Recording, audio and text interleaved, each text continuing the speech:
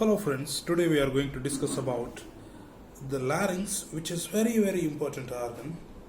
And when you just think about it, what is this larynx? So it is also called as organ of phonation, means voice producing organ. So it is the upper expanded part of the lower respiratory tract which is modified for producing voice. Hence, it is also called as voice box or organ of phonation. So it acts as a sphincter at the inlet of the lower respiratory tract to protect the trachea and the bronchial tree from the entry of any foreign material other than the air. So when you just think about the respiratory tract, so the respiratory tract is going to divide into two parts, upper and lower respiratory tract. So in the upper respiratory tract we can identify nose, nasopharynx, then oropharynx, then the lower part you can identify laryngopharynx. Then comes the larynx, then you can identify the trachea. So larynx extending as the trachea, it reaches to the sternal angle. Then at the sternal angle it is going to bifurcate into right and left principal bronchus, and the bronchus it is going through the root of the lung and pierces the root of the lung and enters into the lung, and there it is going to divide into primary, secondary, tertiary bronchus. And obviously that terminal part you can identify the lungs, alveoli and all. So in the lower respiratory tract what we can identify is larynx, trachea, bronchus, bronchial tree and the lungs. So in the upper respiratory tract, nose, nasopharynx, then oropharynx, then lower part you can identify the inlet of larynx. So this is about the upper and lower respiratory tract. So this larynx is upper expanded part of lower respiratory tract. Then let's come, what are the functions of the larynx? There are four functions are there. One is phonation, means voice production. Then second one is respiration, as it is a pathway to the air which is inhaled, and it is also a pathway for exhaled air. And the protection, it is protecting the respiratory passage. And last one is deglutition. How it is involving the deglutition is, so the inlet of the larynx is closed when you swallow the food.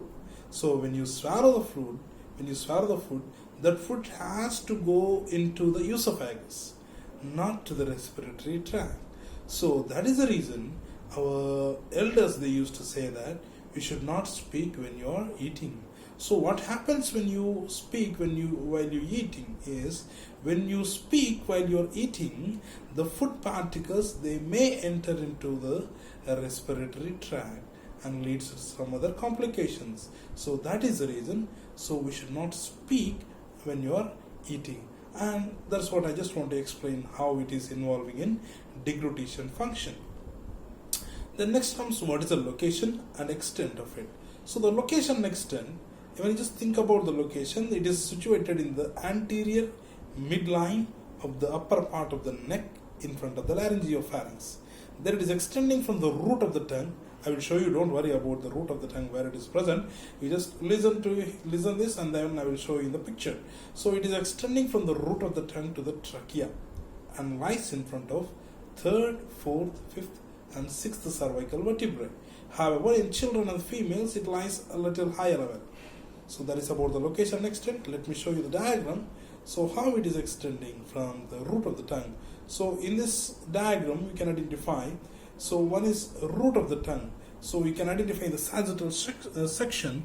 We can see the root of the tongue over here. So are you able to see the mouse? So is the root of the tongue, and this is the tip of the epiglottis, and it is extending to the lower end of cricoid cartilage. So that is about the extension of the larynx. Okay, so that is about the extension of larynx.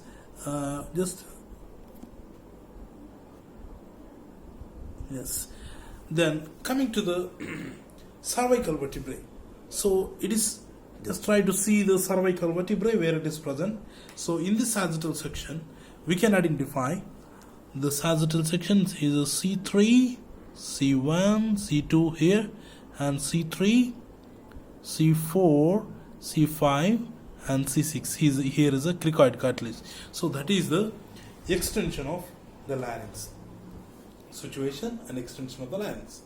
Then comes, so I have labeled it the cervical vertebrae over here in this right hand side diagram. Then next comes the measurements. What about the measurements?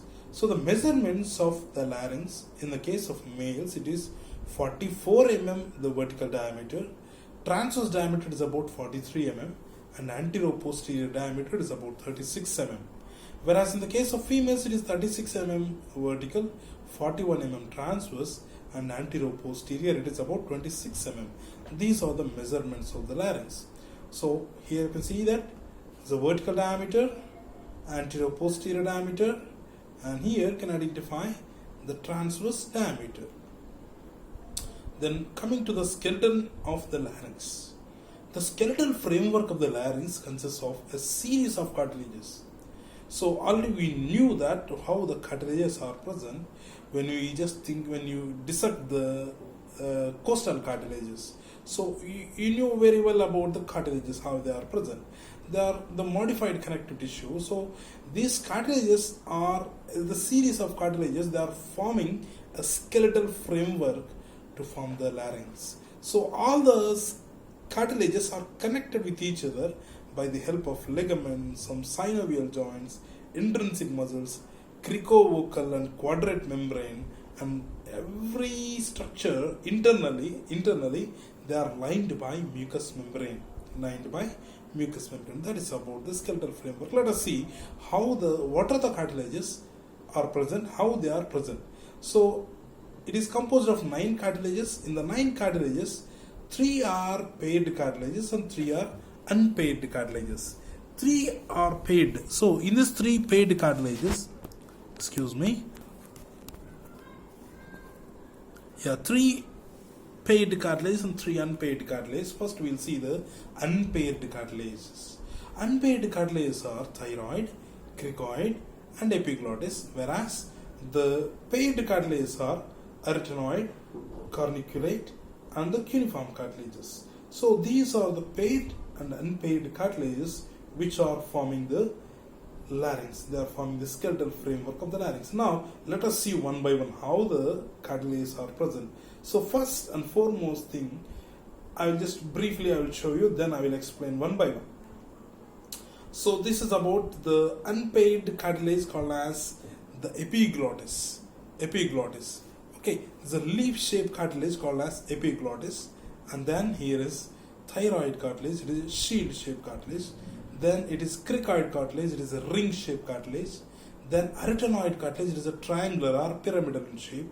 And this is carniculate cartilage and cuneiform cartilage. In this fold, you can identify very small nodules. So carniculate and the cuneiform, carniculate it is a little bigger than the cuneiform.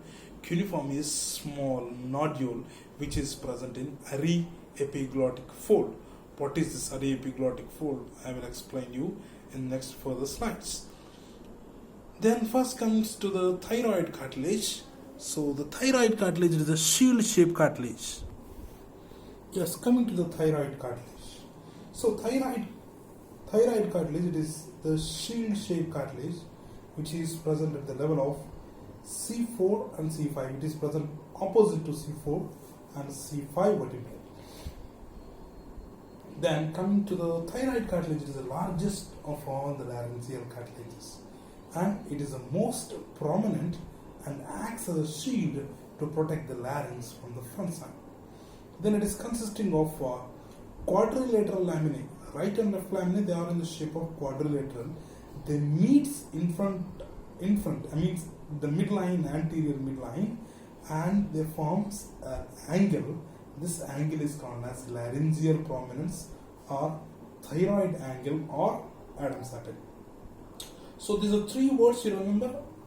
Anterior midline, where we can identify right and left laminae, thyroid laminae, they meets with each other and forms laryngeal prominence or Adam's apple or thyroid angle. So here you can see that here in this picture you can identify the warrior is protecting himself by the help of He took a shield and protecting himself. And he's having spear as well. You don't forget about the spear. And try to see the shield.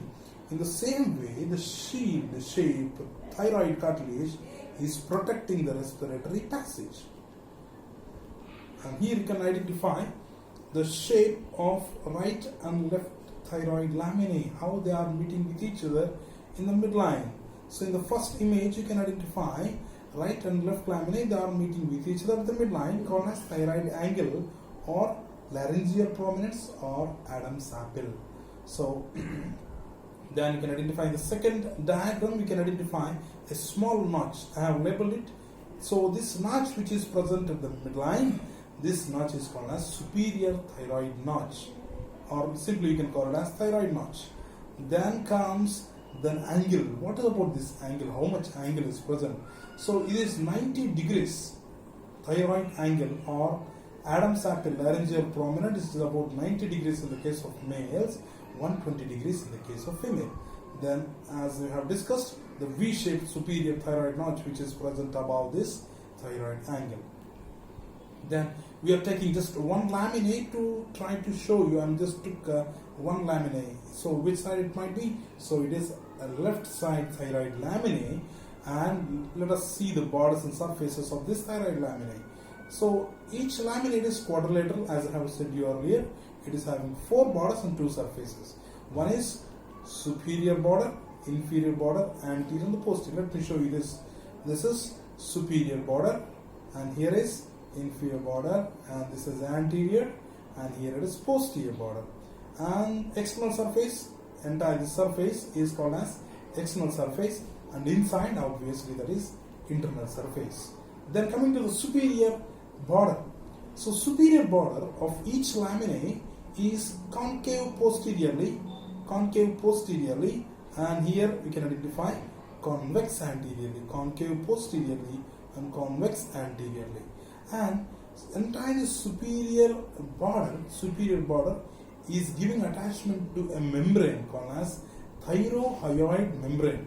So the name itself is saying that it is extending from the superior thyroid laminae, and it is extending upwards and reaching to the hyoid bone. So now we came to know that so the larynx is thyroid cartilage is present below the hyoid bone. So whenever you try to find out in the dissection or in the palpation, when you palpate any body, live body, you try to find out the hyoid bone first. Then after that, you can find out the laryngeal prominence or Adam's apple just below the hyoid bone. This is called as thyrohyoid membrane. And inferior border of each laminae, it is concave posteriorly and straight anteriorly. Concave posteriorly and straight anteriorly.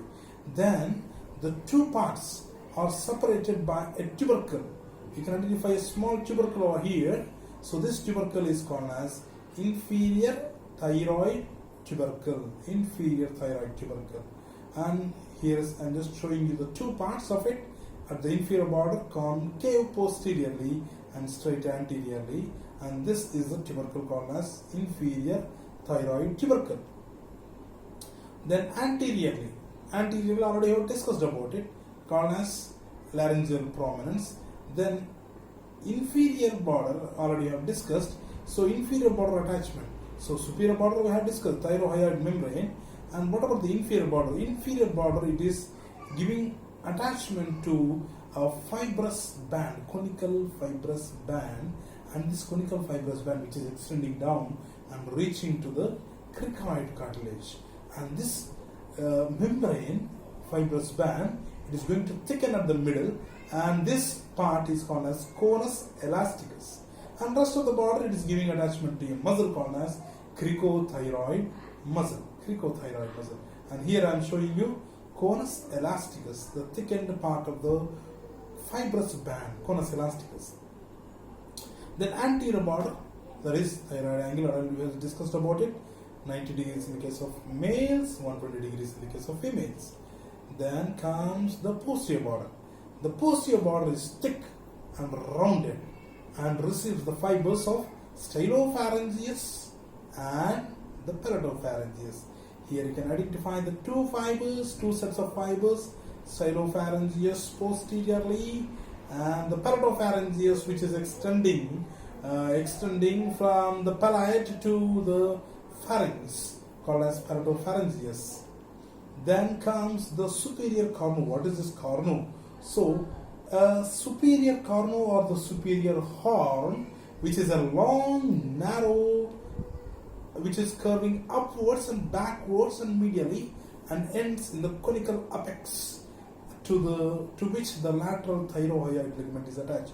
You just think about it. Superior thyroid horns which are present at the posterior ends, which are extending upwards and backwards and medially, and this superior thyroid horn is going to attach to the greater cornu of the hyoid bone.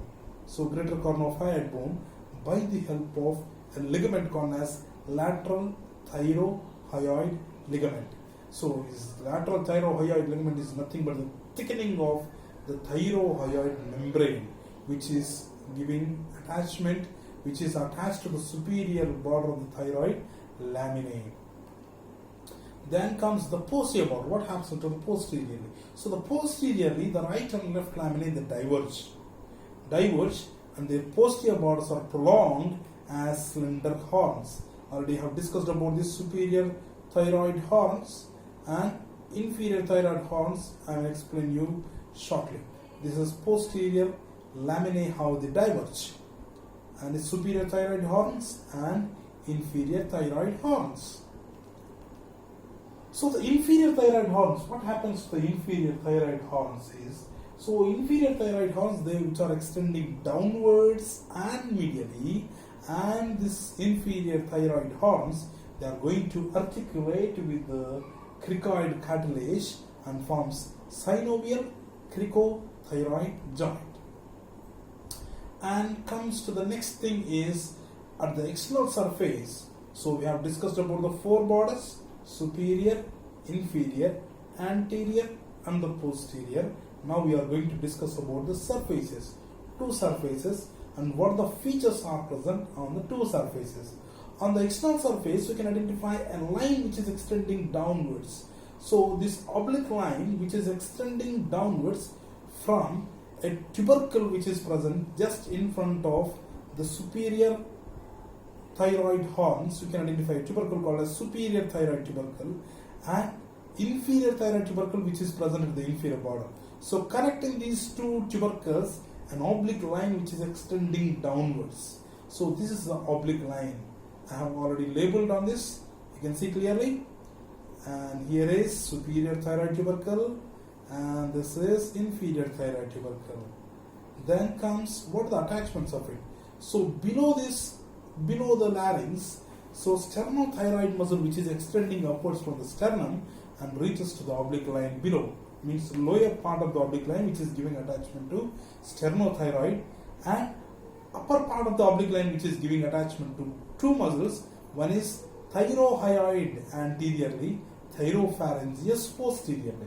So this thyropharyngeus, it is also called as, is a part of inferior pharyngeal constrictor.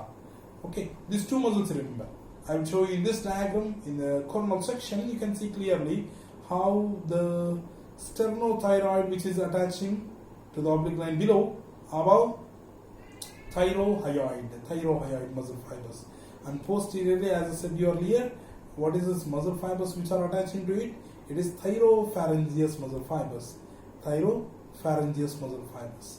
So that is about, here I have labeled it. Yes, this is sternothyroid and this is thyrohyoid, and here you can identify, yes, sternothyroid, thyrohyoid, inferior pharyngeal constrictor, already have shown you now. Then internal surface. Coming to the internal surface, we removed everything and try to show you clearly what is present at the internal surface of both thyroid laminae.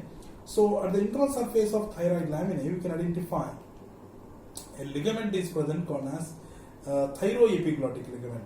So an unpaired other cartilage, unpaired cartilage is epiglottis. Epiglottis, the lower end of epiglottis, is connected to the internal surface of the laminae of thyroid cartilage by the help of a ligament called as thyroepiglottic ligament. Thyroepiglottic ligament. That is about the internal surface of the thyroid laminae. Then what are the other structures we can identify? The paired vestibular and vocal ligaments. Vestibular and the vocal ligaments. The thyroarytenoid. Let me show you one by one. Says here you can identify the vestibular and vocal folds. Then thyroarytenoid you can identify here. Thyroarytenoid muscle fibers. Thyroarytenoid. Then thyroepiglottic and vocalis muscles and the stalk of epiglottis. So first two folds you remember and two ligaments, vestibular and the vocal folds. Then we can identify the thyroepiglottis, thyroarytenoid here, and here you can identify the vestibular thyroepiglottis here, vestibular vocal folds, and the thyroarytenoid and vocalis muscle fibers. And here we can identify thyroepiglottic ligament. Then comes the true vocal folds. What about the vocal folds? Exactly. The vocal folds lie 6 to 9 mm below the superior thyroid notch. It is also called as median thyroid notch. These are the two vocal folds. I will explain you clearly about the vocal folds in a few minutes. Okay. Then coming to the cricoid cartilage. Cricoid cartilage is a ring-shaped, signet ring-shaped cartilage, and it is a foundation stone of the larynx. It is a foundation stone of the larynx, and this cricoid cartilage, it is present at the level of C6 vertebra. C6 vertebra, and it is completely encircles the lumen of the larynx. Then what about the features of the cricoid cartilage? It is attached below to the trachea. Here you can identify the cricoid cartilage, and cricoid cartilage below it is attaching to the trachea. Above it is connected to the inferior thyroid horns of thyroid cartilage. And what is the joint over there? Synovial cricothyroid joint. Then comes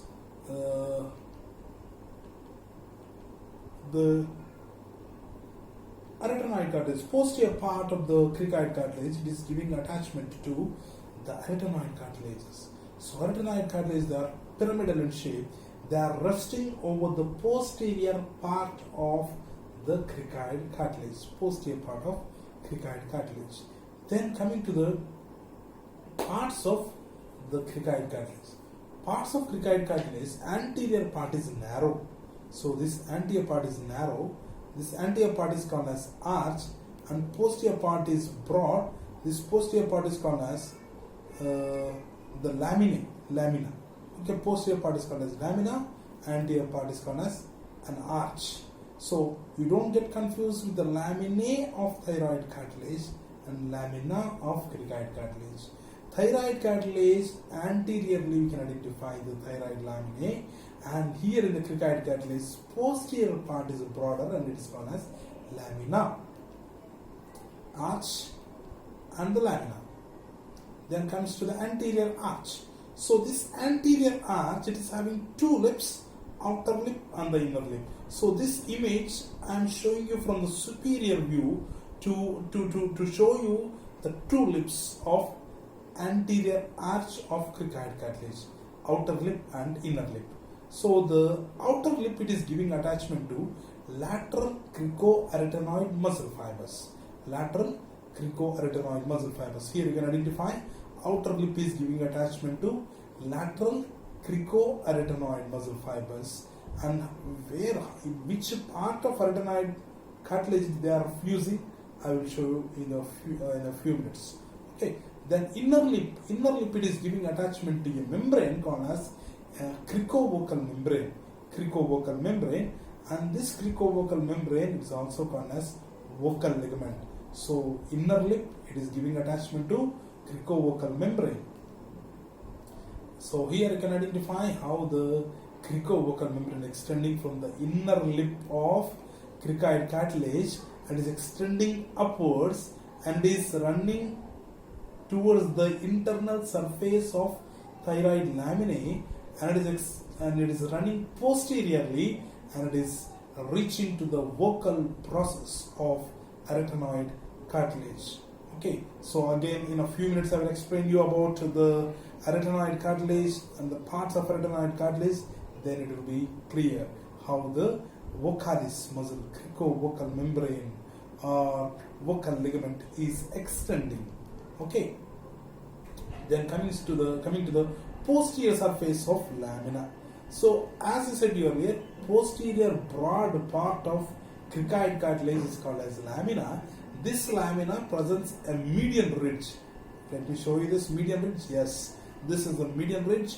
On either side of the median ridge, we can identify two depressed areas which are present on either side of the median ridge, and that is about the cricoid cartilage.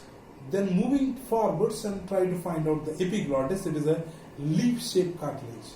Leaf-shaped cartilage, it is extending up behind the hyoid bone. Whereas the thyroid cartilage is present below the hyoid bone, and this epiglottis, which is extending upwards. Already in the previous slides I have shown you that stalk of epiglottis is connecting to the internal surface of thyroid laminae by the help of thyroepiglottic ligament, and the upper part, the broader part, which is extending upwards, and it is crossing the hyoid bone, and it is reaching to the base of the tongue. So then coming to the parts of it, so upper broader end, it is free and forms upper boundary of laryngeal inlet. Now in this diagram we can identify the laryngeal inlet. So this is the upper broader end of the epiglottis, and it is forming the laryngeal inlet.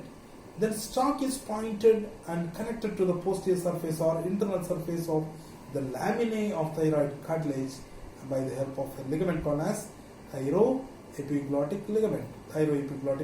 So here you can see the thyroepiglottic ligament. So that is about here you can see somewhat clearly the thyroepiglottic ligament. Then anterior surface, it is having two surfaces, anterior and the posterior. The anterior surface of the epiglottis is connected with the base of the tongue by help of two mucosal folds called as median glossoepiglottic fold, one medially. On either side of the median glossoepiglottic fold, we can identify two lateral glossoepiglottic folds. So in this image, you can identify median glossoepiglottic fold. On either side, you can identify lateral glossoepiglottic folds. These are the mucosal folds which are covering the epiglottis.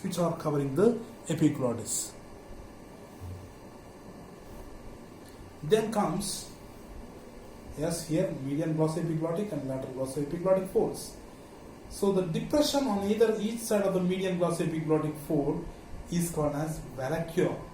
So vallecula is a depression which is present on either side. Means suppose the median glossoepiglottic fold, lateral to the median glossoepiglottic fold and median to the lateral glossoepiglottic fold, we can identify the depression called as vallecula. Now the posterior surface of epiglottis presents a tubercle in its lower part. Yes, you can identify a small tubercle. I'll show you clearly somewhat.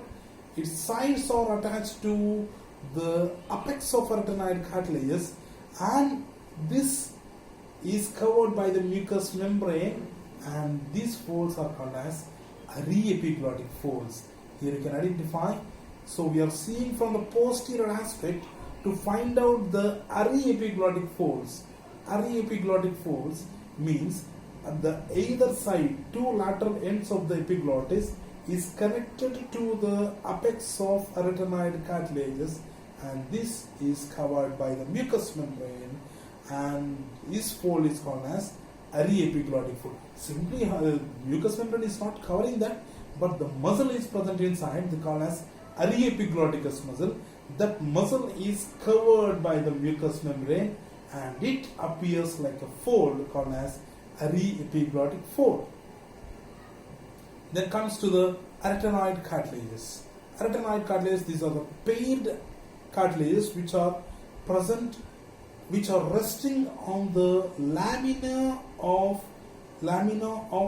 cricoid cartilage, and apex is projecting upwards, base is resting on the lamina of cricoid cartilage.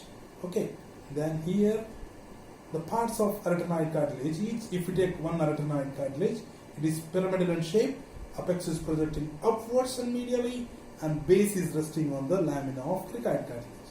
Yes, here you can see the base of arytenoid cartilage, and here is the apex of arytenoid cartilage. Then coming to the parts of arytenoid cartilage, it is having three surfaces. One is posterior surface. Let me show you the surfaces one by one, and then I will show you the process of the arytenoid cartilage. So three surfaces you remember. One is posterior, then anterolateral and anteromedial, and the two process, one is muscular process and vocal process. So the muscular process projects laterally and backwards, whereas the vocal process is directed forwards. Now here you can see the posterior surface, and here is anterolateral surface and anteromedial surface, and this is muscular process and this is vocal process. So I have shown you, yes, here is posterior surface, anterolateral surface, anteromedial surface, muscular process laterally, vocal process anteriorly. Then the base of arytenoid cartilage, already I told you earlier, it is concave, articulates with the upper border of lamina of cricoid cartilage and forms cricoarytenoid joint. And the base is prolonged anteriorly to form the vocal process. Yes, this is base, and here is lateral surface, muscular process, and this is vocal process which is facing forwards. Then the apex of arytenoid cartilage, it is curved posterior-medially and articulates with the corniculate cartilage. So articulates with the corniculate cartilage. Then what is corniculate cartilage? And this corniculate cartilage, it is also called as Santoroni cartilages. These are two small conical nodules which articulates with the apex of the arytenoid cartilages. They are directed posterior-medially and lie in the posterior part of aryepiglottic fold. What is aryepiglottic fold? From the lateral ends of the epiglottis, here you can see in the lower diagram, from the lateral ends of the epiglottis, which is extending downwards and reaching to the apex of arytenoid cartilage, which muscle is present? Aryepiglotticus muscle, and the muscle is covered by the mucous membrane, and it appears like the fold called as aryepiglottic fold. In this aryepiglottic fold, this corniculate cartilages of Santoroni, they are present. Then comes the cuneiform cartilage. So these cuneiform cartilage, they are also called as Risberg cartilages. They are very tiny, small, tiny rod-shaped cartilages lying in the posterior parts of aryepiglottic fold, just above the corniculate cartilage. Yes, here you can see, you can approximately they are present over the corniculate cartilages. Yes. So this is about skeletal framework of the larynx. Okay. So in the next video, I will explain you the joints, the muscles, and the membranes, and the ligaments. Thank you.